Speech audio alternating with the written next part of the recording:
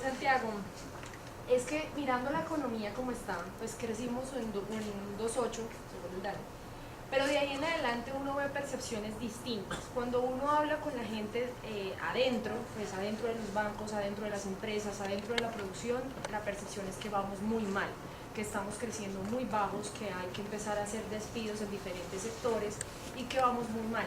Pero si usted ve en la calle diferentes situaciones, pues se ve, por ejemplo, que el consumo empieza a crecer, que la gente sigue consumiendo, que la gente sigue endeudándose, y lo que creo yo que está pasando, y a esa va mi pregunta, es que la gente hoy tiene más acceso pues, a los créditos, tiene más acceso a la bancarización.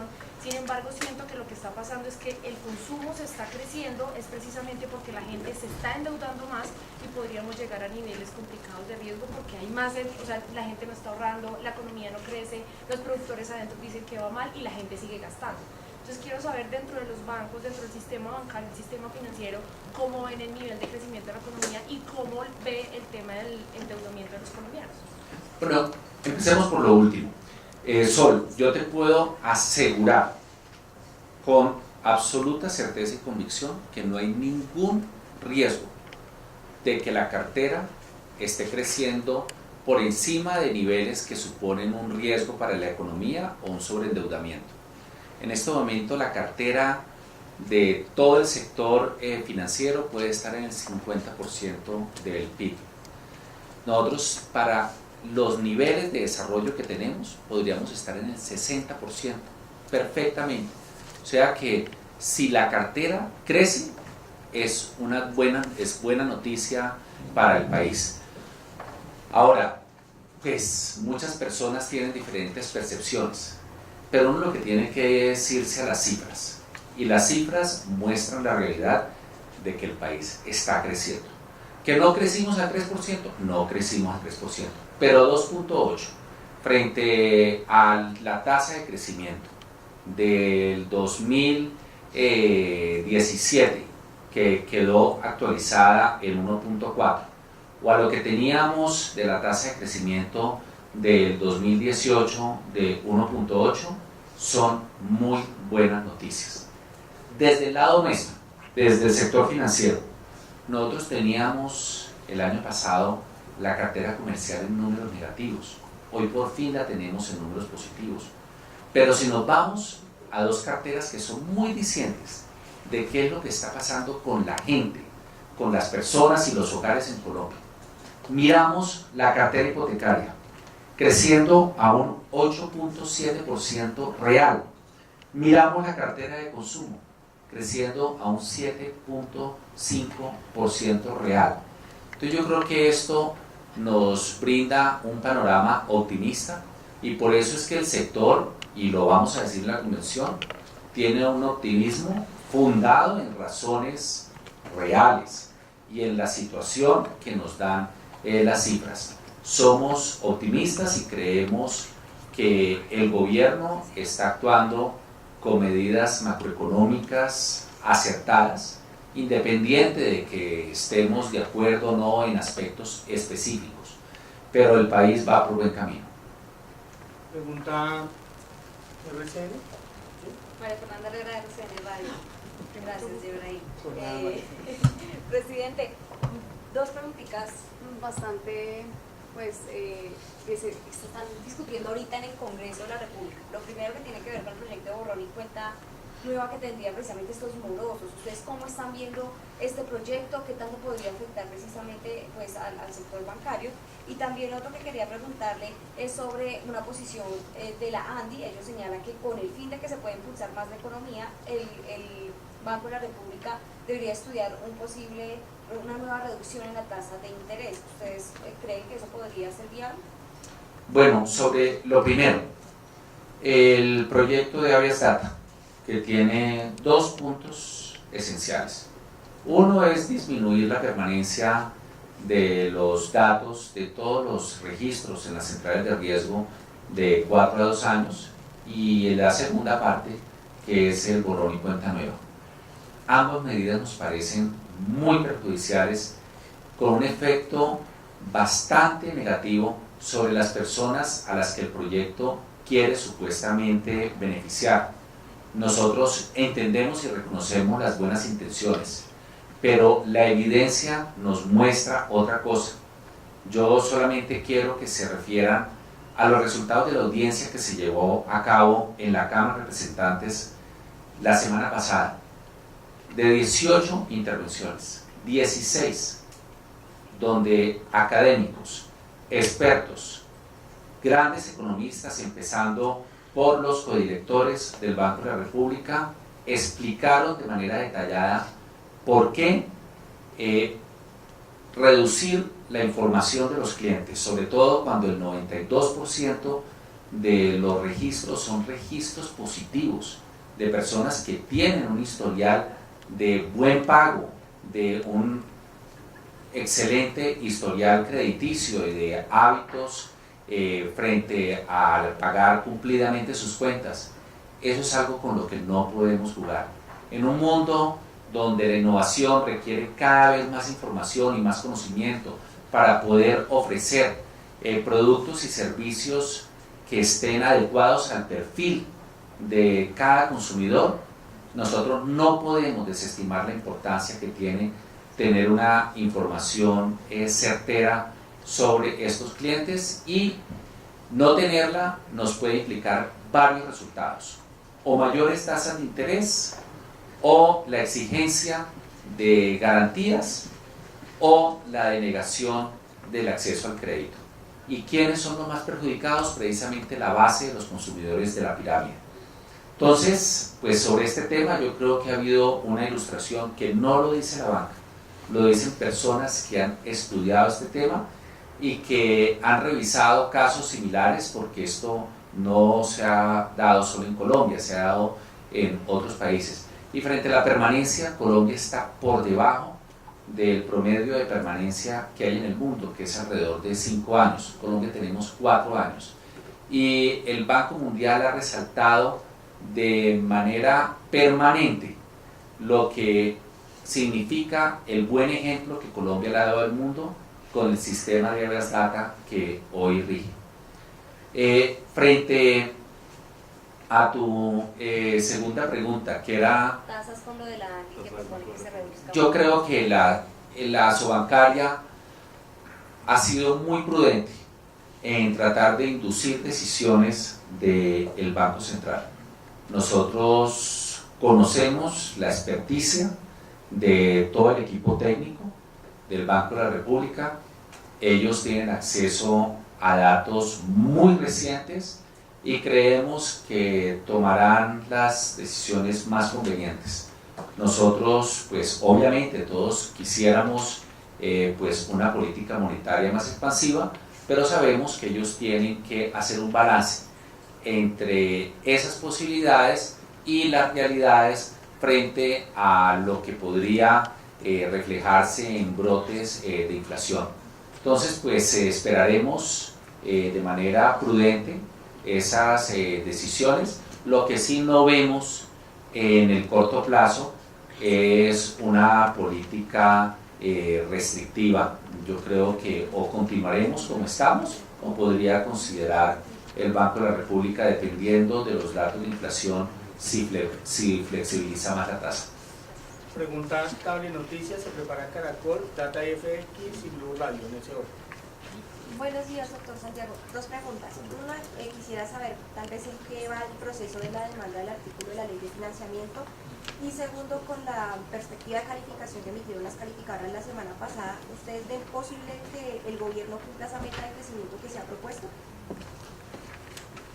Bueno, sobre la demanda, ya la hemos presentado, pues obviamente la Corte se tomará su tiempo para tomar una decisión, pero es muy positivo que el Ministerio de Hacienda y Crédito Público se haya hecho parte de esa demanda y nos ha acompañado en nuestros argumentos, lo que demuestra una vez más que esa iniciativa nunca tuvo aval del gobierno, y así ha sido expresado ante la Corte por parte del gobierno.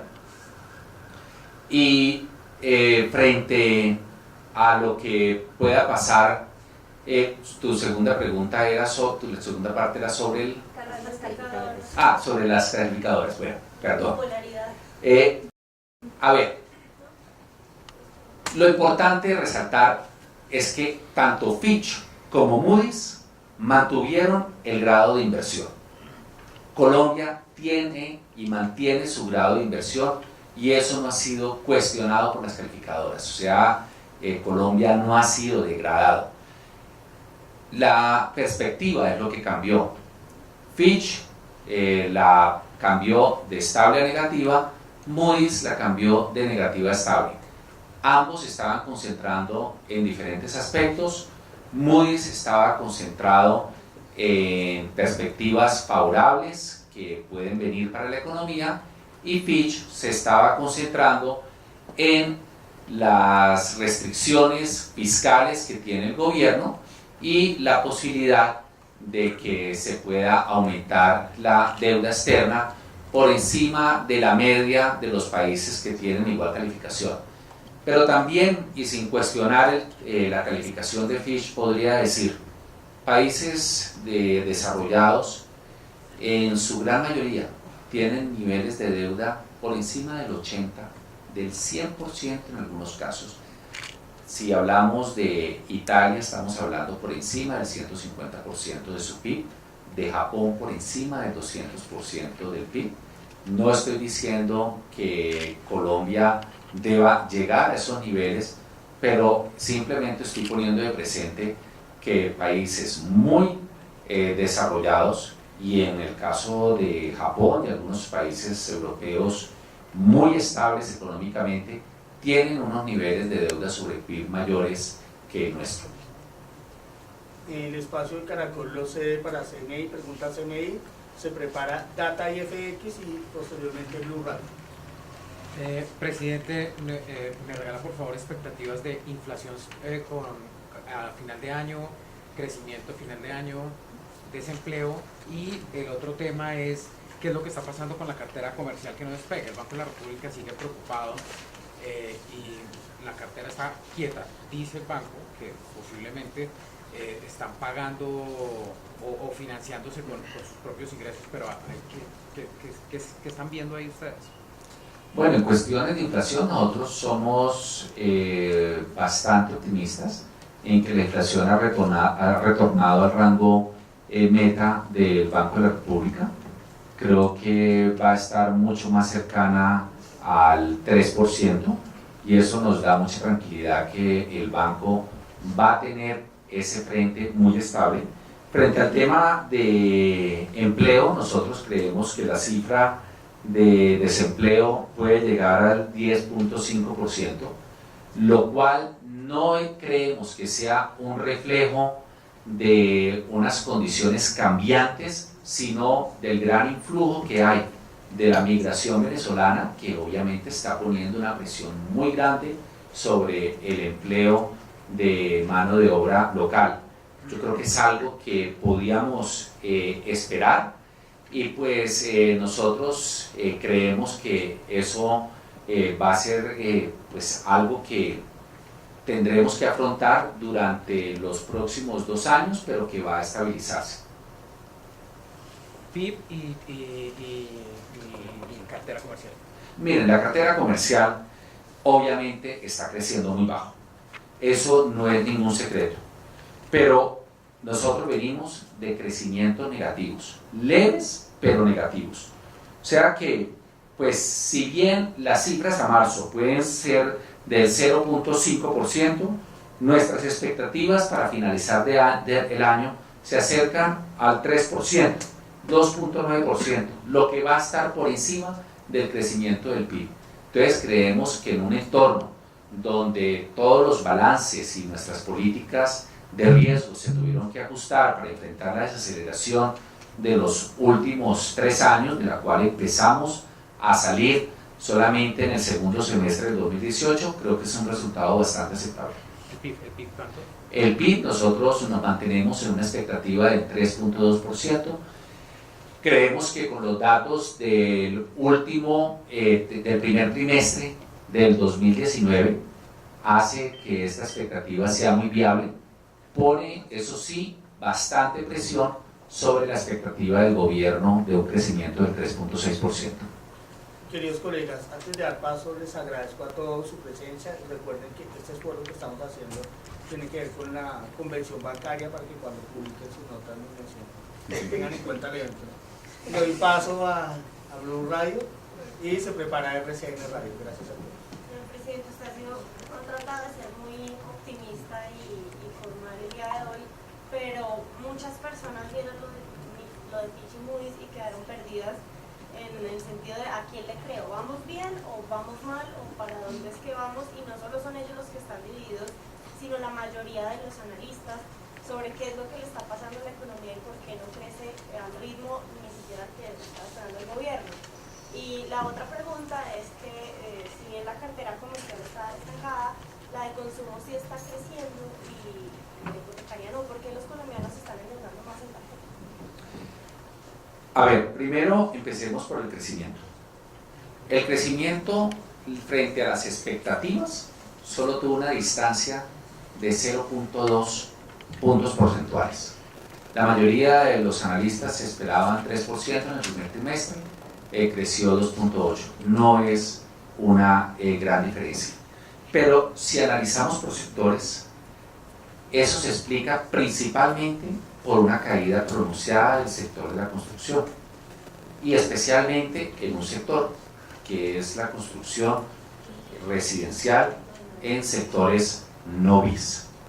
Yo creo que si nosotros aislamos ese sector, tendríamos unos resultados que hubieran estado muy en línea con lo que los analistas esperaban. Nadie esperaba esa caída en la construcción, fue una sorpresa desagradable, eso no lo vamos a negar, pero el resto de la economía va bien, y eso no es que queramos ser formalmente optimistas, es que somos realmente optimistas y las cifras nuestras nos lo están respaldando. Frente al tema de las carteras, yo quiero resaltar que no es solamente la cartera de consumo que está creciendo a una tasa muy saludable del 7.5% real, es que la cartera hipotecaria está creciendo al 8.7%, y no es algo estacional. Nosotros estamos previendo que a lo largo de este año se consolide un crecimiento de esa cartera del 7.5% para vivienda y del 6% para consumo, y que el total de la cartera consolidada tenga un crecimiento del 4.5%. Eso va a ser más de un punto por encima de nuestras propias previsiones de crecimiento para el PIB. O sea que creo que realmente puedo afirmar con relativo optimismo que en términos de crecimiento y en términos del crecimiento de nuestro sector vamos bien. Podemos ir mejor, pero eso esperaremos también que se empiecen a consolidar los efectos que ha sido por parte de la reforma tributaria, como también subsanar todas las tensiones políticas que se derivaron producto de la discusión del Plan Nacional de Desarrollo, que ya este fin de semana fue sancionado por el presidente Iván Duque. Pregunta RCN. Presidente, quería retomar un tema que tuvo con mi compañero Leighton, el hecho de la cifra del 10,5% del desempleo. Dice usted que en gran medida se debe a lo que está pasando con la migración venezolana. Y precisamente se me viene a la mente un informe que dio el Banco Interamericano de Desarrollo hace unos meses, donde señalaba que la banca colombiana no estaba permitiendo el acceso de estos migrantes, precisamente, y por eso se daba un poco la informalidad y le pedían a la banca que tomara medidas para que estos migrantes sí pudieran llegar. Ustedes si tienen de pronto, pues eso, si han visto que de pronto las bancas no le están pudiendo dar esta oportunidad a los migrantes. A ver, lo primero que tengo que decir es que nosotros no podemos establecer condiciones diferenciales de acceso para nacionales colombianos frente a nacionales extranjeros. Nuestras condiciones de acceso son las mismas y son regladas y parten de directivas de nuestros reguladores y nuestros supervisores. Nosotros tenemos que hacer un proceso de conocimiento del cliente, tenemos que hacer un análisis de riesgo.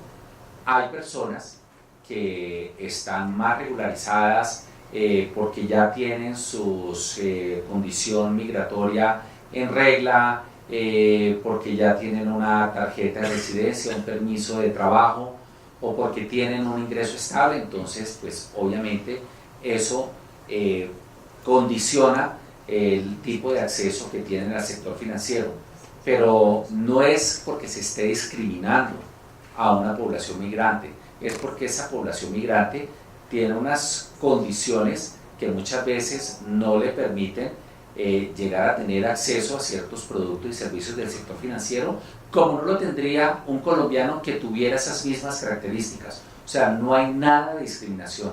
Nosotros hacemos el esfuerzo por bancarizar a todos los colombianos a los cuales les podamos llegar, obviamente siguiendo las directrices de riesgo y de conocimiento del cliente impartidas por las autoridades. Antes de darle paso a Impacto TIC, a quien le agradezco su presencia, y se prepara con Mundo Radio, les recuerdo que la convención se realizará los días 5, 6 y 7 en nuestro centro de convenciones para que tengan en cuenta estos importantes datos. Impacto TIC. Gracias. Hablando de FinTech, Colombia tiene un sandbox regulatorio, una arenera. El país es uno de los 3 primeros en startups en el sector FinTech. Primero, ¿qué se va a hablar en la convención bancaria al respecto? ¿Y qué ha pasado en estos últimos meses, en estos primeros meses del año, después de que a finales del año pasado se hizo una actividad aquí hablando de los progresos del país en este campo? Bueno, es cierto eso que anotas, nosotros estamos en tercer lugar, después de Brasil y México, incluso estamos por encima de países como Chile y Argentina, pero tampoco nos dejemos obnubilar por esas cifras. Colombia todavía tiene una baja penetración en los temas digitales, a pesar de sus emprendimientos fintech y a pesar de tener uno de los 2 unicornios más grandes fintech en todo el hemisferio, pero todavía los retos son muchos y por eso nosotros en la Convención Bancaria estamos dedicando todo un panel en los que vamos a hablar sobre los avances en el desarrollo de ecosistemas fintech, que es lo que nos comentó nuestro vicepresidente Andrés Rojas. Vamos a tener a Nuno López, que es el gerente general para la región andina de Visa. Vamos a tener a Marcela Carrasco por parte de Mastercard. Vamos a tener a Ana Margarita Albir por parte del Grupo Aval y vamos a tener una moderación de Andrés Flores, que es socio de Flores Asociados y es superintendente de valores. Yo creo que va a ser muy importante ese panel, pero eso es continuación del esfuerzo que nosotros estamos haciendo para evidenciar la importancia de desarrollar ese ecosistema fintech para mayor facilidad y comodidad de los usuarios. Todos nuestros esfuerzos van encaminados hacia el usuario y pues venimos de tener uno de los congresos más importantes como fue nuestro CAM, nuestro Congreso de Acceso a Medios de Pago, que se llevó a cabo en la ciudad de Cali. Pregunta con Mundo Radio. Presidenta, buenos días. Con respecto a la convención, un tema importante que usted mencionó fue el crecimiento tecnológico. ¿Cómo está impactando el crecimiento tecnológico o cómo está aportando más bien para el desarrollo de la economía y a su vez cómo o qué estrategias se tienen para lo que es reducir la informalidad laboral? A ver, yo creo que el efecto hacia la informalidad laboral es más un efecto que va a través de ciertos canales.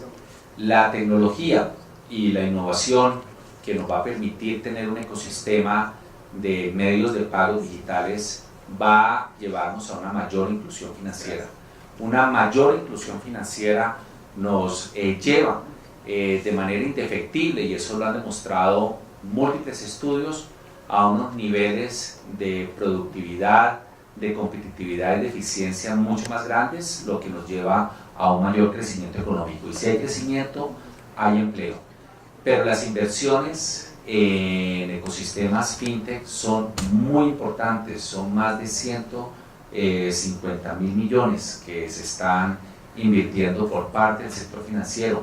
Pero hemos visto ahorita la inversión de SoftBank de $1.000 millones en una unicornio que ahorita se está involucrando en todo el tema de pagos digitales en asocio con un banco que supuestamente era tradicional y ha demostrado ser uno de los más innovadores.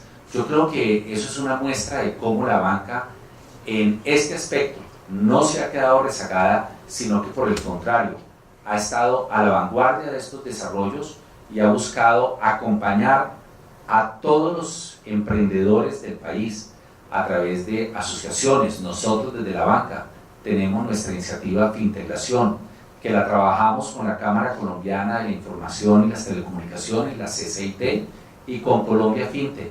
Tenemos nuestro FinLab, nuestro propio laboratorio financiero, como lo tienen muchos de nuestros afiliados. Entonces yo creo que el desarrollo en los próximos 5 años va a ser irreconocible el sistema bancario como hoy lo conocemos, y el gran beneficiado va a ser el usuario.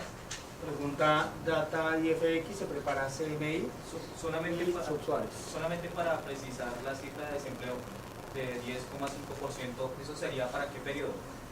Para lo largo del año 2019, es la proyección del promedio año. Pregunta CMI. A plan de desarrollo, presidente, el gobierno va a demandar algunos artículos, el de textiles. ¿Cómo ve la asociación el articulado que quedó al final?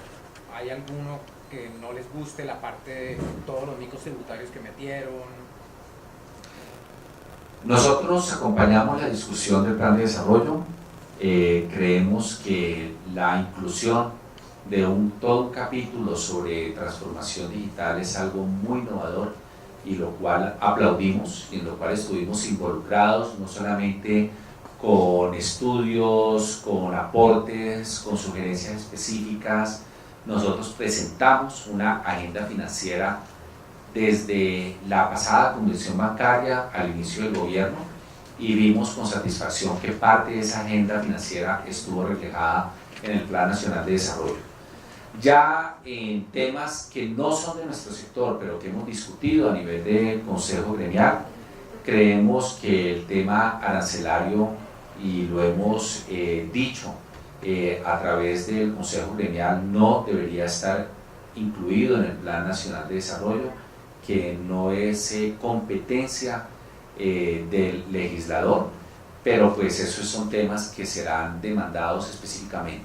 Ahora, nosotros demandamos un artículo de la ley de financiamiento, y eso no nos hace estar en contra de la ley de financiamiento como tal. Es más, la acompañamos, creemos que va a tener un efecto positivo sobre el crecimiento del país, y es la misma opinión que tenemos del Plan de Desarrollo, Pacto por Colombia, Pacto por la Equidad. Pregunta finalmente Caracol Televisión. Doc, es que tengo 3 preguntas, entonces por eso quise quedarme de último. La primera es que quiero saber si usted opina lo mismo sobre el tema de la polarización política en el país que el Banco de la República opina. Es decir, ¿eso está retrasando o frenando la economía, la polarización que tenemos en la política? Yo creo que más que el tema de la polarización, yo creo que lo que tendríamos que ver es las posibilidades de que las fuerzas políticas lleguen a acuerdos, como lo decía el doctor Álvaro Gómez Hurtado, acuerdos sobre lo fundamental. Polarización, pues yo creo que ha habido muchas veces en nuestra historia, y la vemos en Estados Unidos y la vemos en países de Europa. Incluso Estados Unidos está experimentando uno de los crecimientos más rápidos de los últimos años, y yo nunca he visto a ese país tan polarizado. Yo no niego que pueda ser parte de los análisis que se hacen sobre Colombia, pero no creo que esté afectando nuestro crecimiento en este momento. La segunda es también su apreciación sobre el tema del dólar alto que tenemos hoy en Colombia. ¿Eso está beneficiando de alguna forma al sistema financiero? Y pues cómo se ve la economía desde la percepción. A ver, yo creo que cuando hay unos cambios en la tasa de cambio, pues siempre va a haber perdedores y va a haber ganadores. Lo importante es que la tasa de cambio refleje también, digamos, el potencial y la salud y la solidez de nuestro aparato económico. El tema de las recientes variaciones yo creo que tiene más que ver es con factores externos que con la apreciación de si Colombia es una economía sólida o no. Los factores externos, ¿cuáles son? Obviamente la guerra comercial, no solamente entre Estados Unidos y China, sino la tensión que hay también entre Estados Unidos y sus socios comerciales en Europa, en Canadá y en Japón. Y cuando hay esas tensiones, los inversionistas y los mercados tienden a refugiarse en las monedas que creen más seguras. Y pues obviamente la moneda de denominación en el mundo es el dólar, y por eso pues el dólar se ha apreciado no solamente frente al peso, sino frente a toda la canasta de monedas extranjeras en el mundo. Yo creo que a medida de que esas tensiones comerciales empiecen a resolverse, vamos a ver una normalización. Ahora, tampoco es que haya sido unas variaciones de más del 10% sobre lo que se esperaba del promedio de nuestra tasa de cambio durante el año. Entonces no creo que sea algo por lo cual nosotros debemos entrar en pánico. Y la última pregunta que tengo es que entiendo que usted celebra la cartera de consumo, pues el crecimiento. Pero es que, como le digo, lo que se ve en la calle es una cosa distinta a lo que uno habla por dentro. He escuchado cosas como, por ejemplo, que los bancos, algunos, ya estarían pensando en reducir, pues como tal, la salida a créditos de las personas debido a eso, debido a que estamos llegando a una población en la cual pues tienen pocos ingresos, necesitan endeudarse, crece la cartera de consumo, pero finalmente pueden tener algunos problemas de pago al futuro si se hace un planeamiento pues, de sus ingresos a futuro. Entonces, quiero preguntarle eso, ¿de sus agremiados realmente no le han dado un tema de preocupación a nivel de crédito? No hemos recibido alertas por parte de nuestros agremiados referente a la cartera de consumo. Yo creo que incluso hay posibilidad de un mayor crecimiento. Nosotros esperamos un consolidado, como lo dije, al final del año del 6%, que está pues un poco por debajo de lo que observamos en el primer trimestre, pero no hay riesgo de sobreendeudamiento. Además, hay que tener en cuenta que el índice de calidad de cartera se ha mantenido estable durante los últimos meses y que el indicador de cubrimiento, o sea, las provisiones que tenemos sobre esa cartera vencida, en este momento están llegando al 130%. O sea, tendríamos para cubrir esa cartera vencida y 30% más. O sea, pero podríamos saber un perfil de las personas que se están endeudando hoy. ¿En qué nos estamos endeudando y cuál es el perfil de esas personas que se están endeudando más? ¿Por qué crece la cartera de consumo? No, yo creo que la cartera de consumo, cuando hay un crecimiento como el que estamos teniendo después de una desaceleración, pues obviamente es muy lógico que los consumidores empiecen a utilizar las facilidades de crédito que tienen, ya sea los créditos recurrentes o los créditos apalancados en pagos de nómina. Incluso muchas personas que no pensamos de estratos 2 y 3 utilizan su tarjeta de crédito con superficies comerciales como herramienta de crédito. Entonces yo creo que es algo sobre lo cual no se ha generado ninguna alerta ni preocupación, ni nos la ha manifestado así nuestro regulador ni nuestro supervisor.